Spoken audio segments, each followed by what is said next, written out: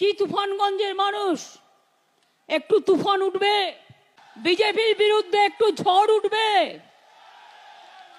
আলিপুরদুয়ারে প্রকাশ জিতবে,